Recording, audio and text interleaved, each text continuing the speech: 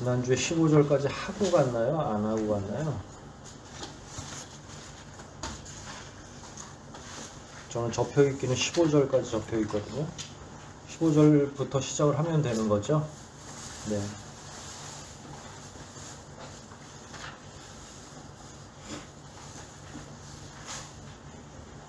(15절) 같이 읽습니다. 15절입니다. 시작. 천사들이 떠나 하늘로 올라가니 목자가 서로 말하되 이제 베들레헴까지 가서 주께서 우리에게 알리신 바 이 이루어진 일을 보자 하고. 아멘.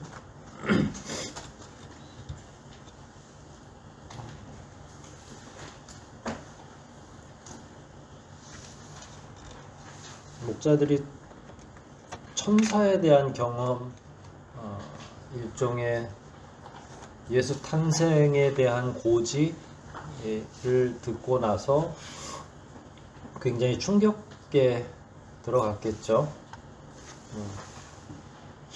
본문이 해설하지 않는다고 해서 목자들은 마음 이렇게 심리적인 변화가 없고 그냥 무뚝뚝하게 로봇처럼 그래 그럼 우리 베들레헴으로 가자 뭐 이렇게 얘기한 건 아니겠죠. 당연히 사실 그런 입체적인 그 상상이 성경을 더욱 우리에게 그 큰 감동을 줄 수 있거든요.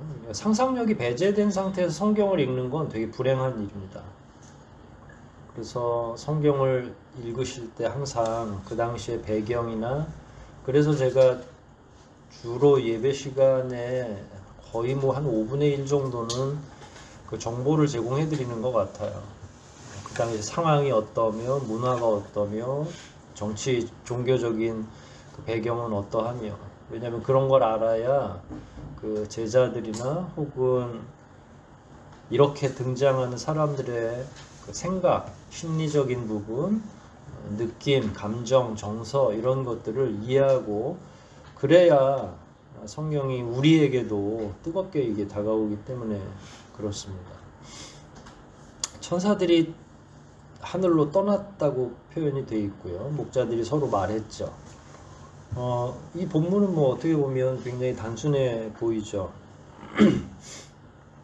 근데 지난주에도 얼핏 말씀드렸던 기억이 나는데 지금 들판에서 양을 치고 있다가 목자들이 갑자기 누군가가 이야기했다고 그걸 다 끌고 가도 문제일 거고 놔두고 가면 더 문제고 뭐 수십 마리 수백 마리 양들을 다시 제가 봐서는 뭐 끌고 갔을 수 있겠다고 생각을 합니다.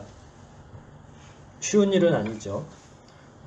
네네츠족에 대해서도 또 말씀을 드렸죠. 한 번에 막 수십 킬로를 하루에 수십 킬로를 달려가서 다른 초지에 가서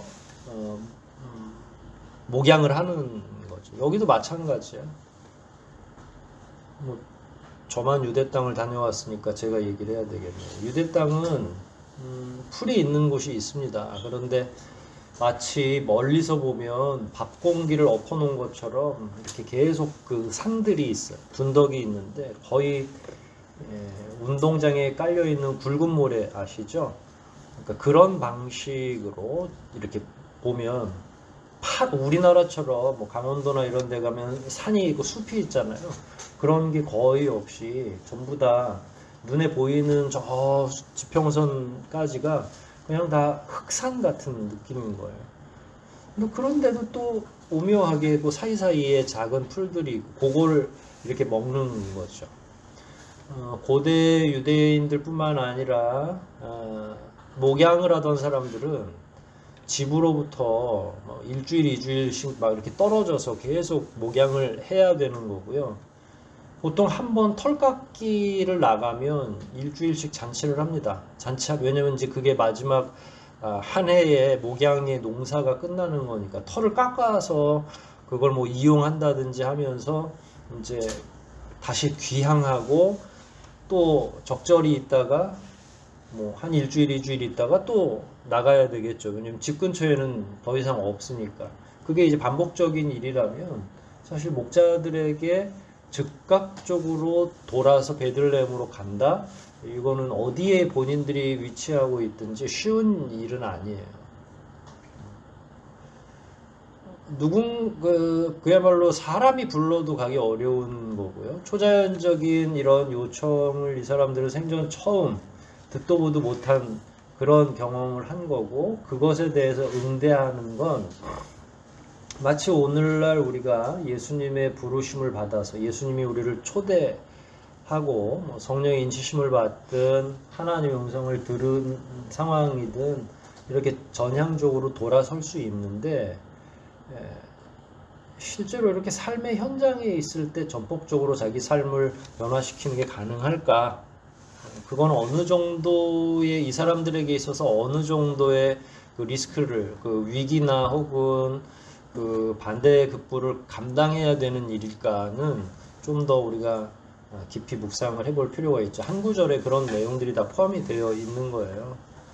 그리고 나서 지난주에도 이 부분 설명한 것 같은데, 이 사람들은 계속 목양을 했을까 아니면 복음 전도자의 역할을 했을까? 저는 그건 되게 중요한 상상이라고 생각하거든요. 그 정도 하나님에 대한 경험, 천사들에 대한 경험, 이 영적인 경험이 그 정도까지 왔으면, 아무튼 복음 전도자로 적극적으로 나서진 않더라도 평생 이 기억으로 인해서 사람들에게 두고두고 이야기하고 했을 거다. 예를 들면 그런 거죠. 이 누가가 지금 이거를 기록을 했죠. 마태, 마가, 누가, 요한 이렇게 해서 복음서를 기록을 했을 때 그 사람들은 과연 어디서 채집을 했을 거냐라는 거예요. 그러면 목자들이 아무 말도 안 하고 그 뒤로 한마디도 안 하고서는 이게 체록이 될 수가 없죠. 성경의 기록 과정은 제일 처음에 오럴 트래디션이라고 그래서 말로 통해서 전승으로 내려가는 거고, 그걸 몇몇의 저자들이 성령에 감동돼서 체록을 한 거죠. 보통 45년, 50년 요 당시부터 이제 뭔가 기록물들이 나오기 시작을 하고, 이른 기록물들은 성경 말씀이에요. 그랬을 때 이 목자들은 분명히 어디선가 자기들의 경험을 강연을 하든지 몇몇 사람이 있을 때든지 자꾸 한 거예요. 내가 사실은 나뿐만 아니라 우리 저하고 누구하고 한 서너 명이 양을 치고 있었는데 어마어마한, 전혀 듣도 보도 못한 빛을 발견하고 그 가운데 음성이 있었고 또 날개 달린 천사가 있었어. 천사의 날개는 6이었는데 등등 이야기를 흥미진진하게 했겠죠. 저는 그게 결국 복음 사역이라고 생각을 하는 거죠. 그 사람들은 비록 유대에서는 그런다고 전문적인 복음 사역자가 따로 있는 게 아니라 자기 직업을 가지고서 복음 사역을 하는 거거든요. 자기에게 있었던 일들을 끊임없이 계속 이야기해 주는 거. 그걸 우리는 테스티머니라고 할 수도 있고, 개인 간증이라고도 할 수 있고, 또 한편으로는 복음 전도의 삶을 사는 거죠. 우리에게 그대로 적용시키자면 지금은 덜합니다만은 옛날에는 목사님 제가 선교사가 돼야 될까 봐요. 내지는 저 신학교 가서 목사가 되고 싶습니다. 그럼 저는 대부분 말리는 편이거든요. 그냥 있게. 이 사람아 왜 이러나. 저는 신학교에 온 학생들한테도 끊임없이 반문하거든요. 7년 이내에 빨리 집으로 돌아가라고.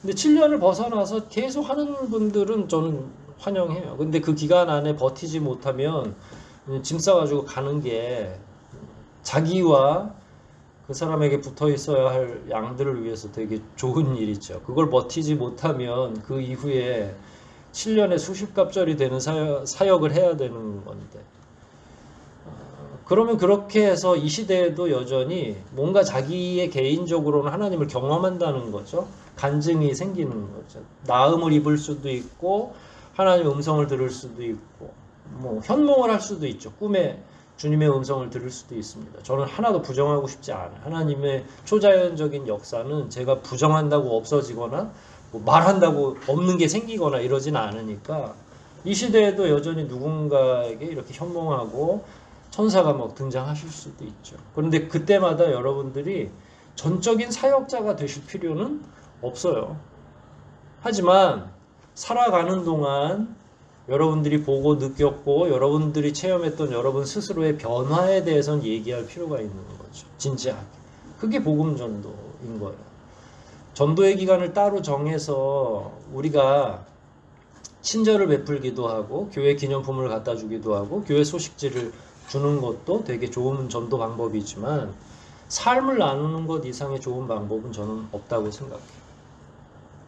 그 대신에 여러분들이 경험했고 여러분들이 변화받았던 내용이 누군가에게 굉장히 감동적인 이야기면 더 좋겠어요.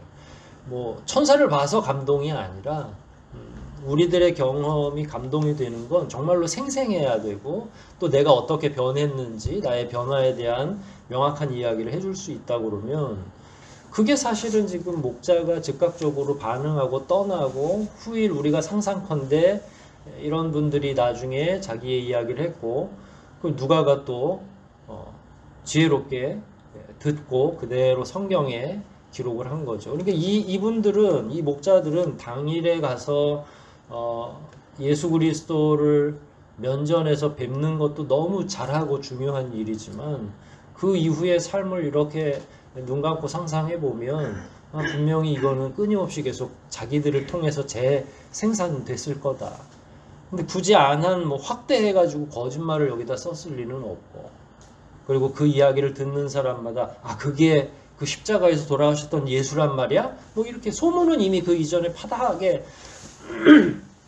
났을 거잖아요. 이 일 이후부터 예수 그리스도가 의미가 있으려면 성인이 돼서 의미가 있는 거니까. 그러면 사람들이 그걸 대조시키기 시작했을 거고 탄생과 예수님이 이 땅에 오시게 되는 그 과정 이런 것들과 예수님의 죽으심이 그 안에서 같이 해석되는 거잖아요. 그랬을 때 진정한 의미가 되고 그게 다른 사람들에게 힘이 되고 복음이 전파되는 거죠. 복음 전도는 그런 방식으로 하는 게 아닌가. 목자들은 여기에서 떠나서 간 것도 너무 잘한 일이지만 이후의 삶도 분명히 목자로서 진짜 목자로서의 삶을 살지 않았겠는가 조심스럽게 한번 추측을 해봅니다. 그리고 나서 15절에 16절 사이에는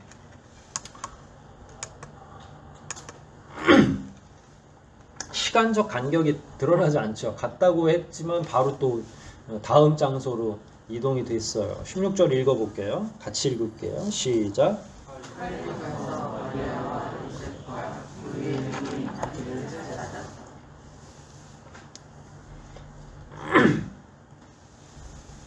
빨리 갔다.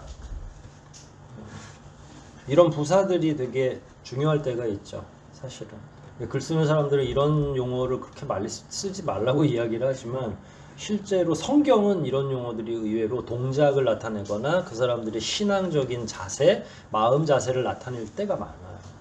그럼 여기서 빨리라는 건 어떤 의미겠어요? 지금까지 다 설명한 내용들을 토대로 보면 정말로 자기 눈으로 그동안 천사가 이야기해줬던 내용들 근데 그거는 정말로 우리는 상상할 이 시대는 상상이 가능해요. 왜냐면 우리는 그동안 애니메이션도 보고 잘 정리된 영화도 막 보고 그 히어로물이라고 그래서 영웅들 나타나고 막 빛이 막 비치고 뭐 하늘 날아가고 이런 걸 봐가지고 대충 얘기를 하면 오히려 요즘 아이들은 이해하기가 쉬울 수도 있어요. 천사에 대해서 얘기하고 막 이러면 그럴 수도 있다 이렇게 날아갈 수도 있고 막 이렇게 상상을 하겠죠. 근데 예전의 사람들은 전 경험이 없는 거잖아요. 소위 이걸 전이해라고 하는데 전이해가 없으면 사실 상상이 안 되는 거거든요. 상상이라고 하는 거 창의적이라고 하는 건 경험에 의해서 나오도록 되어 있어요. 그랬을 때 이 사람들은 정말로 더 경험할래야 경험할 수 없는 버라이어티한 다양한 것들을 다 경험을 한 거죠. 이전에도 없었고 이후에도 없어요. 이 사람들이 되게 굉장히 중요한 경험을 한 거예요. 그래서 빨리 간 거예요. 한 번 더 듣도 이게 근데 혼자였으면 한 사람이었으면 어땠을 것 같아요? 아유 내가 나이를 먹었나 왜 자꾸 헛것이 보일까 그랬겠죠. 둘이 셋이 넷이 그래서 항상 같은 경험을 동시간대 동일하게 한다는 건 굉장히 의미가 있는 거죠. 그들은 이미 천사와 천군으로 인해서 놀라운 경험을 하였기 때문에 지체할 이유가 없었다. 목자들은 그야말로 한달음에 베들레헴으로 달려가서 구유에 뉘어 있는 아기 예수를 영접했다. 하나님께 전하는 말을 듣고 즉각적으로 반응하는 자들이 누리는 권세는 영원한 삼위일체 하나님 가운데 한 분이신 예수 그리스도를 직접 보는 것이다.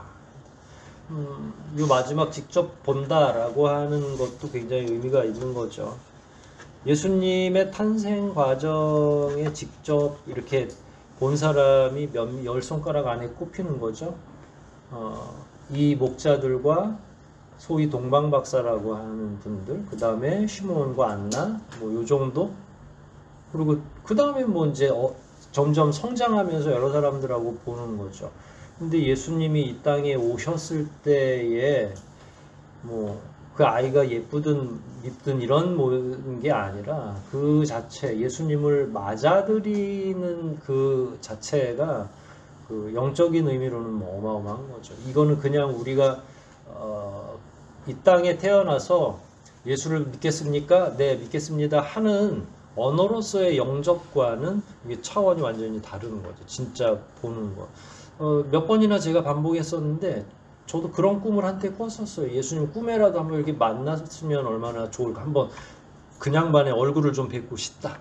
뭐 음성이든 빛이든 한동안 그게 저의 청년 시절에, 왜냐하면 불러도 이름 없는 이름이요 이렇게 해서 계속 저는 부르는데 이분이 대답을 안 하시니까 물론 뭐 그 성령의 은사로서 뭐 방언도 그렇고 이런저런 것에 대한 갈망이 청년기에 다들 있거든요. 예수를 믿고 나서 한참 뜨거울 당시에는. 근데 이루어지지 않으시죠. 한정적인 사람들에게 주어지는 거예요. 역사적으로 봐도 그렇고 이 시대에도 마찬가지로. 요즘에 우리들에게는 더 중요한 계시의 수단인 이 말씀을 주셨고, 말씀 안에서 믿을 수 있는 그 신앙을 우리에게 선물로 주셨기 때문에 그 둘이 조화를 이룬다면 방금 말씀드린 여러분들의 적절한 상상력과 더불어서 한량없는 은혜를 누리죠. 저도 가끔 설교를 작성할 때에 한동안 이렇게 멈춰서는 경우가 있어요.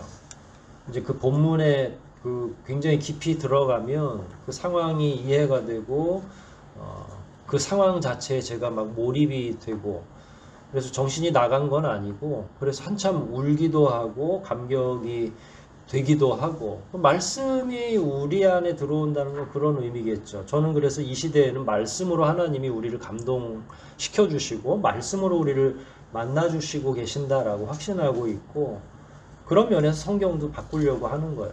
이게 어려우면 자꾸 뭔 말이냐 이러다가 다 깨져버리죠, 산통이.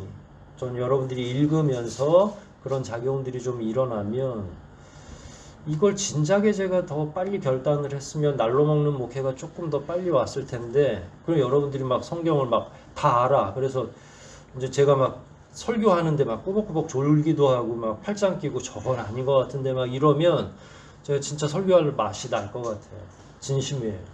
성경 많이 읽으시고 말씀이 여러분들에게 진짜 말씀하시도록 그렇게 간절히 바라면, 제가 어린 시절에 예수 그리스도 얼굴을 한번 뵀으면 좋겠다는 그 소망과 더불어서 비슷한 소망이지만 여러분의 소망은 빨리 이루어지리라 이렇게 생각이 됩니다. 제가 읽을게요. 16절에서 연결해서 누인 아기를 찾아서 보고 천사가 자기들에게 이 아기에 대하여 말하는 것을 고하니, 이미 천사의 고지는 이게 수태고지라고 보통 이야기하죠. 임신한 그 상태에 대한 고지는 엘리사벳과 사가랴에게 세례 요한이 탄생할 때부터 하늘의 움직임이 심상치 않았죠. 그때 이미 천사들의 고지가 있고, 그 다음에 이제 마리아에게, 그 다음에 요셉에게 천사 고지가 있죠. 탄생할 것이다. 이제 하지만 그렇다고 해서 마리아와 요셉이 하나님의 일하시는 스케일을 이렇게 간파할 정도로 아주 이 시대의 말로 보면 상상력이 풍부하거나 그 스케일을 예측할 정도의 영특함은 없었죠. 왜냐하면 말한 것처럼 그 정도 상상하려면 이미 그 전에 여러 차례 경험이 있어야 아, 하나님이 일하시면 뭐 이 정도는 하겠지 이렇게 생각이 될 텐데 마리아와 요셉은 처음이었고 그 다음에 뭔 얘기를 하시긴 하시는데 이게 영적으로 해석이 잘 안 되는 거예요. 우리는 메시아, 뭐 구세주 예수 그리스도 이렇게 이름 막 정해가지고 아 요때 예수님의 탄생이 이렇게 앞으로 어마어마하게 일어날 거야 라고 알고서 읽으니까 마치 마리아나 요셉이 알 것처럼 생각하지만 실제로 마리아와 요셉은 뭐 거의 백지 상태였던 거예요. 하나님이 어떤 스케일로 일하실지를 알 수가 없는 거죠. 왜냐하면 상상할 수가 없는 일들이 벌어진 거죠. 그래서 어떻게 했냐면 꾹 담고 있었던 거예요. 마음에. 그거를 막 동네방네 막 떠들고 다니고 그리고 떠들 만한 일도 아니에요. 저 마리아가 말이야 남성도 알지 못한 애기를 배웠어. 이걸 어디 가서 얘기를 하겠어요. 성령으로 잉태했어 라는 말을 누가 믿겠어요. 그러니까 이거는 어디 소문낼 일도 아니고 그 다음에 거기까지 막 더 하나님의 구원 사역이 이토록 치밀하게 모든 톱니바퀴가 딱딱 맞아 떨어지듯이 이루어질 줄은 그리고 이런 식으로 지금 진행될 줄은 상상을 못한 거죠. 그러다가 누가 지금 들이닥친 거예요? 목자들이. 그리고 부모하고 이제 그 퍼즐을 맞추는 거죠. 우리가 지금 들판에서 양치고 있다 이런 소리를 들었어요. 그러면 짐짓 누가 놀라겠어요? 마리아하고 요셉도 이거는 뭐지? 우리한테만 하신 줄 알았는데 이게 지금 이런 얘기가 어떻게 전파되고 있는 거지? 뭐 이렇게 되는 거예요. 이제야 마리아와 요셉도 지금 일이 어떻게 벌어지고 있는지에 대한 예측이 가능해지는 조금씩. 이거는 하나님께서 하신다고 했는데 동정녀 잉태가 된 상태였고 이 일이 앞으로 어떤 방식으로 진행될지에 대한 명확한 그 비전이 없었는데 낯도 모르는 이름도 모르고 성도 모르고 그것도 지금 원래는 나사렛 쪽에 살던 양반들이 베들레헴까지 와가지고 아이를 낳았는데 그 아이 탄생을 저쪽에서 알아듣고 지금 인사하러 왔고 그럼 이거는 도저히 상상할 수 없는 일이지만 아 이게 하나님이 이런 방식으로 일하시나?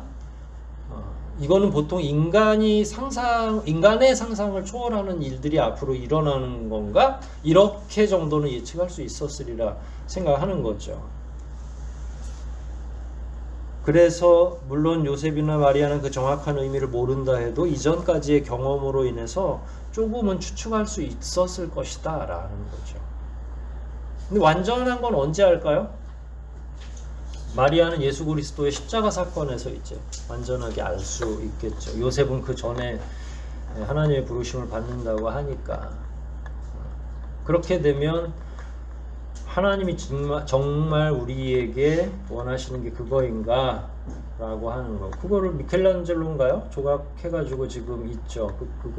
그 이름이 뭐죠? 에비타라고 하나요? 아, 예, 모르겠어요. 뭔가를 기억한다는 게 이제는 어려워요. 그렇게 해서 비통한 마리아가 십자가상에 돌아가신 예수 그리스도를 이제 내려서 이렇게 안고 있는 게 예술로 승화되는데 이제 그때서야 하나님의 잔인하지만 위대한 구원 사역에 대한 이해가 이제 마지막 퍼즐이 딱 맞춰지는 거죠. 그리고 나서 이제 초대 교회가 형성되고 등등. 거기까지는 마리아가 다 직접 목격하고 경험하게 되는 거잖아요. 이제 불과 30년 뒤에 일어날 일들인 거예요. 하지만 그 전까지 마리아는 아무것도, 요셉도 마찬가지지만 하나님의 구원사역의 전모를 하나도 모르는 거예요. 그러니 아들 예수에게도 하나님께서 성자 예수에게도 말씀을 잘 안 하신 거죠. 물론 구원 계획엔 다 참여했지만 모든 시와 때는 하나님이 다 작정하시고 이루시는 거니까. 18절 읽습니다. 같이 읽을게요. 시작.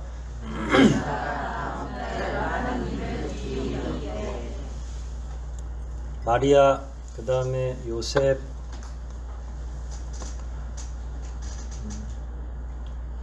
근데 천사가 뭔 얘기를 해줬죠? 하늘은 영광이요 땅에 기뻐하심을 입은 자들에게 평화로다, 이 얘기를 한 거거든요. 그랬을 때 다른 사람들은 뭔 얘기인지 알았어요? 몰랐어요? 그리고 심지어 수십리 밖에 있는 목자들이 와가지고 이 이야기를, 그 동네에서 애기 낳는 소리를 들은 사람이 와가지고 아이고 크게 될 사람이네, 뭐 이런 덕담을 한 차원하고는 전혀 다른 차원의 이야기를 한 거니까 사람들이 어떻게 이 이야기를 이해할 수 있겠어요. 하나님이 하시는 일은 때로 이렇습니다. 사실은 알 수 있는 게 우리에게는 많지 않죠. 정확하게 알 수 있는 것도 없고, 심지어 하나님이 명확하게 계시해 주셔도 우리가 지혜롭지 못하거나 영적으로 깨어있지 못하거나 그럴 경우에는 하나님의 뜻에 대해서 온전하게 이해하지 못하는 경우가 허다합니다. 19절 연결해서 계속 이야기합니다. 마리아는 이 모든 말을 마음에 지키어 생각하니라.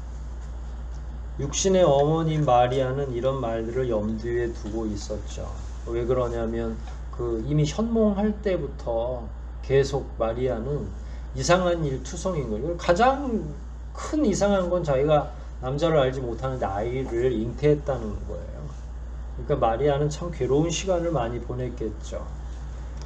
그럼에도 불구하고 마리아는 마리아의 찬가에서 나올 때 마리아가 하나님께 드리는 그 이야기에서는 본인을 비천한 여종으로 표현하거든요. 그러니까 우리가 하나님 앞에서 공치사를 할 일은 하나도 없다. 왜냐하면 웬만한 할 일은 마리아가 다 하신 거거든요. 구원과 관련해서. 그러니까 우리가 하나님한테 불평불만을 쏟고 한다는 건 상상하기 어려운 일이죠. 근데 시대가 바뀌니까 하나님도 적응하고 계실 거예요. 이 시대의 성도들은 많이 되바라졌어. 잘해주다가도 한 번 잘못해주면 얼마나 덤비는지 몰라. 가지를 않아. 계속 자기 말만 해. 내 말은 안 들으려고 그래. 뭐 이렇게 하시겠죠. 하지만 예전에 순수하던 하나님 경험을 진짜 이렇게 했던 마리아나 혹은 그 당시에 또 다른 영을 가지고 있는 사람들 입장에서 하나님은 정말로 빛이시기 때문에 그분이 뭘 시키시든 혹은 그분이 뭘 우리에게 보여주시던 본인은 정말 먼지 같은 존재라고 하는 것, 그 인식이 강했기 때문에 인간으로서 하나님의 뜻을, 그러니까 사람이에요. 사람으로서 하나님의 뜻을 가장 위대하게 수정한 건 마리아를 능가할 사람이 없죠. 아무리 큰 순교자라 할지라도 자기 몸을 들여서 하나님의 독생자의 예수 그리스도를 이 땅에 탄생시키는 산도로 역할을 했다는 건 그건 거의 있을 수 없는 일이죠. 거의가 아니라 불가능한 일이죠. 그러니까 그럼에도 불구하고 자인식이 돌아오면 비천한 여종으로 본인을 표현하는 거죠. 그건 단순히 시적 표현이 아니라 그녀의 신앙 고백 같은 거죠. 대신에 이제 우리들 같은 경우는 한 일은 없고 거저 구원 받았는데 공치사는 많이 하는 스타일인 거죠. 이 시대의 성도들이 가지고 있는. 일단 여러분들이 뭘 공로로 우리가 구원받은 건 아니잖아요. 공로로 고침을 받았어요? 무언가 열심히 하셔가지고 하나님이 그래 참 잘했다 상이다 이렇게 해서 주신 게 아니라 일단은 받고 시작하거든요. 구원을 받든 고침을 받든 하나님의 말씀을 듣든 이렇게 해서 수여받은 상태에서 시작이 되는 거예요. 그런데 이제 조금 안 되면 이제 본전도 없었던 사람한테 본전 자꾸 내놓으라고, 아무것도 가지고 시작한 게 아닌데 하나님한테 원망하고 하나님을 향해서 이해 못하겠다고 하고, 하나님이 우리를 이해 못하시겠죠. 도대체 이 생각의 구조가 왜 이렇게 2000년 사이에 변했을까 싶으시겠죠. 근데 그게 결국은 우리가 가지고 있는 연약함이죠.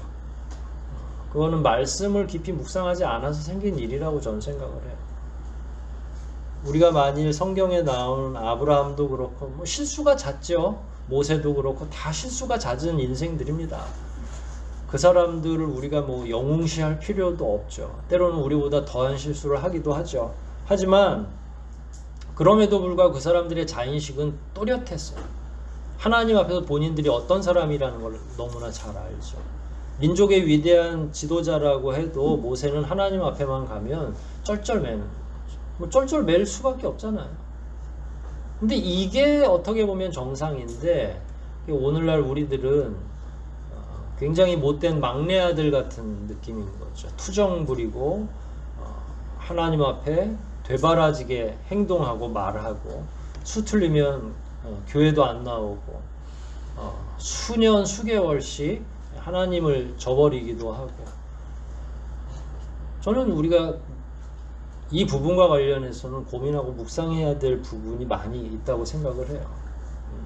마리아의 헌신을 놓고 묵상해 본다면 그냥 아주 쉽게 수량사로 이렇게 계산해 보면 우리는 어디까지 하나님의 그 뜻에 순종할 수 있을까라고 이렇게 돌이켜 보면 뻔하잖아요. 우리의 바닥이 금방 드러날 거잖아. 드릴 수 있는 게 뭐 몇 개나 되겠어요. 말하기 쉽게 저의 생명을 드립니다 그러는데, 아니 그거 말고 뭔가 진짜, 그렇다고 뭐 우리 하나님이 진짜 지금 당장 우리의 생명을 요구하시진 않으니까 성경의 한 구절 한 구절을 깊이 있게 이렇게 씹어 먹는 건 그런 의미가 있는 거죠. 우리가 과연 이 시대에 어떤 그리스도인으로 살아가고 있는가, 하나님과 우리가 정말로 영 안에서 선한 관계를 잘 맺고 있는 것인가. 이 성경에 등장하는 이 사람들의 이 결단력 있는 모습은 도대체 어디서 온 건가? 우리는 도대체 언제부터 이렇게 바보같이 신앙생활을 하고 있는 것일까? 이런 점들이 묵상된다고 하면 예수님의 탄생 과정에서 은혜 못 받을 일이 없죠. 이런 과정 하나하나, 여기 등장하는 한 사람 한 사람의 삶이 결국 우리에게 뭔가 교훈하고 있는 건 확실하니까. 목자의 삶도 그렇고 마리아의 삶도 그렇고. 오늘 요 정도 이야기 나누고 다음 주부터 계속 좀 더 이야기 나누도록 하겠습니다. 하나님께서 우리에게 무엇을 요구하시는지에 대해서 여러분 각자가 더 응답하셔야 되리라 생각을 하고요. 기도를 통해서 또 말씀 묵상을 통해서 그 믿음이 더욱 깊어지시기를 주님의 이름으로 권면드립니다. 이 시간 우리 함께 기도하시겠습니다.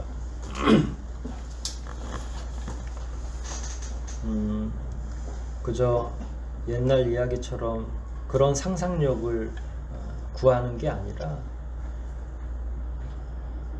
목자들의 심정, 마리아의 반응, 또 우리들이 하나님 앞에서 어떤 자세로 신앙생활을 하고 있는지, 우리는 어떤 면이 변화해야 이렇게 순전하게 혹은 순진하게 하나님께 반응할 수 있는지, 이 정도만 이 시간 한번 조용히 묵상하면서 기도하겠습니다. 하나님께서 우리에게 진정으로 원하시는 바가 무엇인지, 그때 우리가 예, 제가 여기 있습니다 라고 대답할 수 있는지, 이 시간 우리 스스로를 돌이켜보면서 함께 기도하시겠습니다.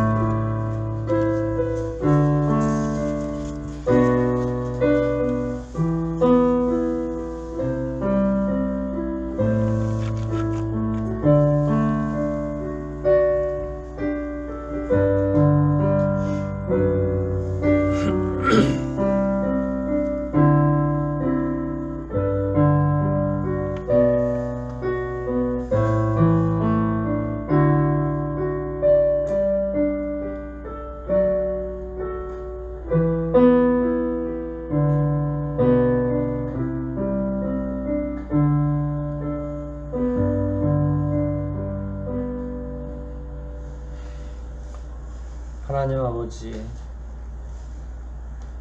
우리가 헌신이라는 말을 자주 사용하지만 우리는 지금까지 온전한 헌신을 하나님 아버지께 드려본 적이 없어서 그 가치도 제대로 이해하지 못하고 그 말이 무슨 뜻인지를 잘 알지 못합니다.